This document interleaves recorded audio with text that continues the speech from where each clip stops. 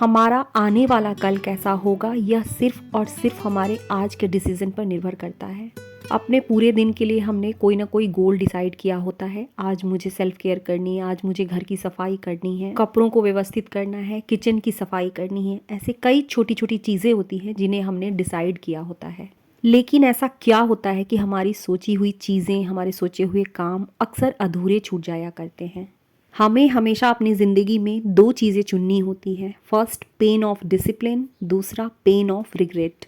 जब हम अपने डिसाइड किए हुए गोल की तरफ बढ़ते हैं, मतलब अपने पूरे दिन में हमने जिन कामों को करना डिसाइड किया है उन कामों को भी करने में थोड़ी तो परेशानी होती है, क्योंकि कहीं ना कहीं जब हम काम करते हैं तो बाकी चीज़ों को कॉम्प्रोमाइज़ कर रहे होते हैं। हो सकता है इस वक्त मैं आराम कर रही होती, बैठकर मोबाइल देख रही होती, लेकिन ये जो हमारी चॉइस है पेन ऑफ डिसिप्लिन हमारी लाइफ को सच में बहुत आगे ले जाती है। आज जिन जिन कामों को मैंने खुद के लिए सोचा है, जब उन कामों को पूरा करूँगी मेरा सेल्फ रेस्पेक्ट बढ़ जाएगा, खुद के प्रति मेरा सम्मान बढ़ेगा। लेकिन इन्हीं कामों को जब अधूरा छोड़ दूँगी मुझे एक चीज़ फेस करनी होगी, वो है पेन ऑफ रिग्रेट। जब मेरे काम अधूरे छूट जाएंगे पूरे दिन रिग्रेट करूँगी मैं किसी काम की नहीं हूँ। सारा दिन अपने आप को बुरा समझती रहूँगी, निगेटिव सेल्फ टॉक करती रहूँगी। हमेशा हमारे पास दो चॉइसेस है, चुनना हमें ही है, द पेन ऑफ डिसिप्लिन और द पेन ऑफ रिग्रेट। हमारा पूरा घर हमारी ही सोच का रिफ्लेक्शन होता है। हमारी जैसी सोच होती है हमारा पूरा दिन वैसा होता है, और हम जैसा महसूस करते हैं हमारे घर के बाकी मेंबर्स का भी मूड वैसा ही होता है। दिन की पहली शुरुआत हमेशा खुद के साथ करती हूँ। हर रोज मेरी 1 घंटे की योगा फिक्स रहती है।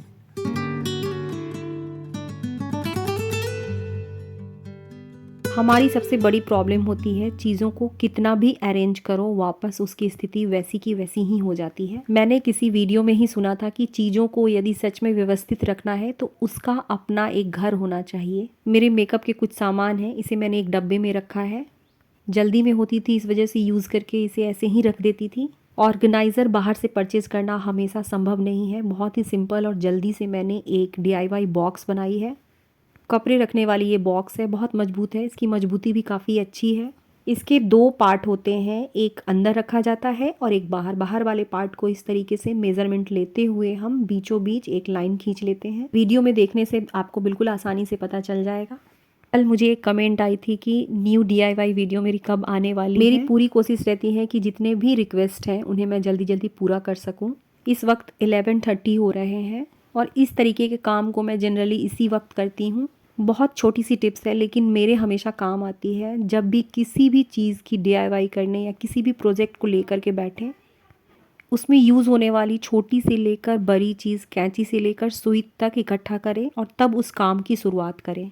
बीच में मैंने ठीक प्लस का निशान लगा लिया है और इस तरीके की कटिंग कर ली है। इसकी कटिंग कर देने के बाद इस तरीके के 4 पीसेज हमें मिल जाते हैं। इसे सेट करने का तरीका यहाँ पे थोड़ा सा ध्यान से देख लीजिए। इसे हम इस तरीके से भी रख कर छोड़ सकते हैं, लेकिन जिस चीज़ का जितना अच्छा रिजल्ट चाहिए तो उसके लिए हमें थोड़ी एफर्ट भी लगानी पड़ती है। मैंने इन बॉक्सेस को फेविकॉल से चिपका लिया था। इसके बाद मैंने इसे स्टेपल भी कर दिया था। मैंने पहले भी इस तरीके की DIY बॉक्सेस घर में बना करके रखी हुई है, लेकिन आप लोगों के साथ शेयर नहीं किया था। मेरे लिए ये आइडिया हेल्पफुल रहा है। आप लोगों ने मेरी वीडियो को यहाँ तक देखा है और वीडियो यदि अच्छी लगी हो तो इस वीडियो को लाइक ज़रूर कर दीजिएगा। और जिन लोगों ने मेरे चैनल को अभी तक सब्सक्राइब नहीं किया है प्लीज़ मेरे चैनल को सब्सक्राइब भी कर लीजिए।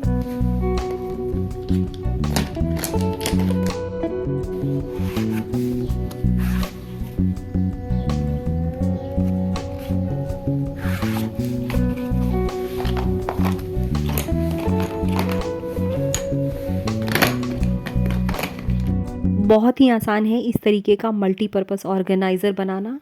छोटे छोटे बॉक्सेस को भी इस तरीके से रीयूज़ करके हम मल्टीपर्पज़ ऑर्गेनाइज़र बना सकते हैं।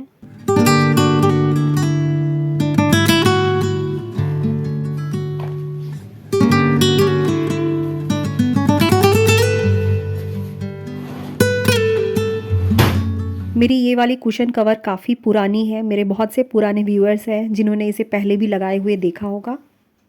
आज की वीडियो में इसे भी हम रीयूज़ करेंगे।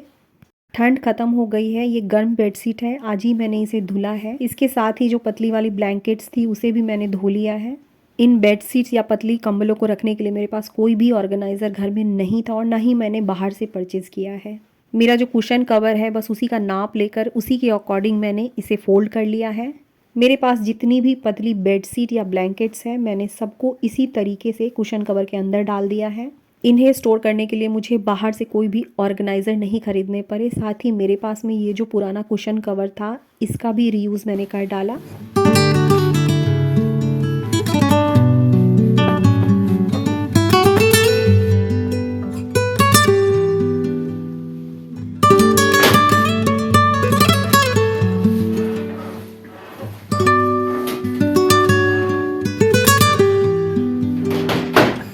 शू बॉक्सेस हम सभी के घर में लगभग हमेशा रहते ही रहते हैं।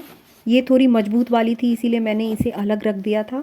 आज इसी बॉक्स को रीयूज़ करते हैं और बनाते हैं एक बहुत ही काम की मल्टीपर्पज़ ऑर्गेनाइज़र। किसी भी काम को केवल पूरा कर लेने मात्र से नहीं होता है, बल्कि हम जिन चीज़ों में जितना मेहनत डालते हैं, अपना जितना एफ़र्ट डालते हैं, वही चीज़ें उतनी अच्छी निखर कर आती हैं। DIY ऑर्गेनाइज़र बनाने से पहले मैंने बहुत अच्छी तरीके से इसे मास्किंग टेप डाल करके चिपका लिया है।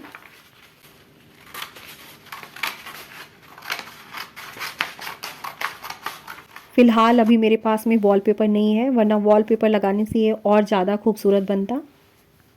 हमारा खालीपन ही ओवरथिंकिंग का कारण होता है। जब कभी भी हम अकेले बैठे रहते हैं हमारा मन, हमारे विचार हमेशा निगेटिविटी की ओर बढ़ने लगते हैं। अपने आप को सही जगह पॉजिटिव चीज़ों में बिजी रखने का मतलब है कि हम अपने आप से प्यार करते हैं।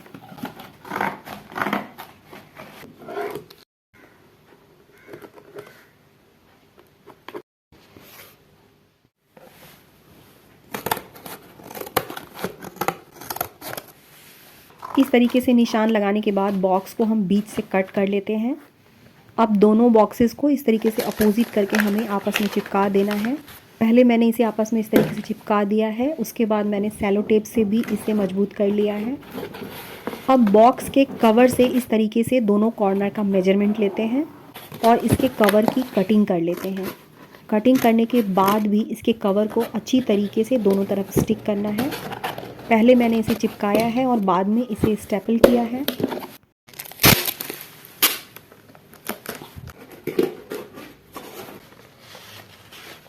सबसे आसान होता है वॉलपेपर लगाना, लेकिन मेरे पास वॉलपेपर था नहीं तो मैंने इसे गिफ्ट पैक लगा दिया है।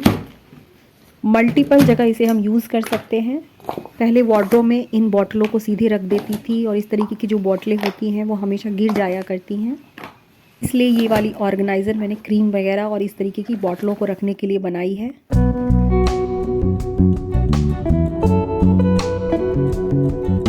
मुझे एक कमेंट आई थी कि दी आप सारा दिन काम करती रहती हैं। ऐसा बिल्कुल नहीं है, लेकिन जिन चीज़ों को मैंने पूरे दिन में करने के लिए सोच रखा है, काम पूरा हो या ना हो उसकी स्टार्टिंग ज़रूर कर देती हूँ।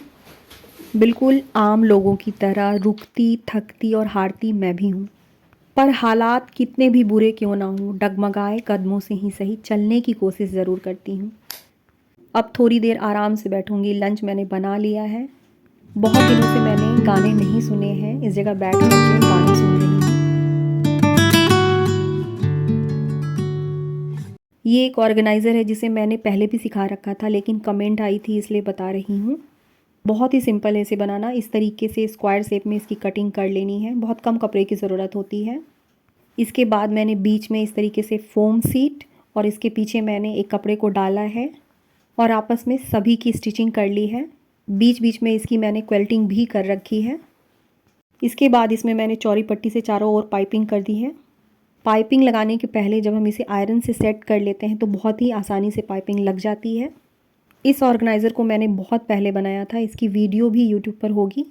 इस तरीके से कपड़े का एक ट्रायंगल शेप हमें मिल जाता है। इसके बेस को बनाने के लिए नीचे मैंने बाउल रख दिया है और ठीक उसी का मेज़रमेंट ले लिया है और उसी बाउल के अकॉर्डिंग हम इस तरीके से निशान लगा लेते हैं और सर्कल में कपड़े को काट लेते हैं। इसी भी मैंने फोम सीट लगा करके सिल लिया है। सामने भी मैंने हाथ से मजबूत सिलाई लगा दी है ताकि ये खुले नहीं। अब इसे पलटते हुए पीछे की तरफ जो हमने राउंड शेप की कटिंग की है उसे स्टिच कर लेना है। ये वाला ऑर्गेनाइजर मेरा अभी तक चल रहा है, बहुत ही मजबूत है, बहुत ही इजी और मल्टीपर्पज़ ऑर्गेनाइजर है। मेरी वीडियो कैसी लगी एक बार कमेंट में ज़रूर बताइएगा। आज की वीडियो को यहीं ख़त्म करती हूँ। अब हमारी मुलाकात होगी हमारी अगली वीडियो में। तब तक के लिए आप सबको श्वेता का प्यार भरा नमस्कार।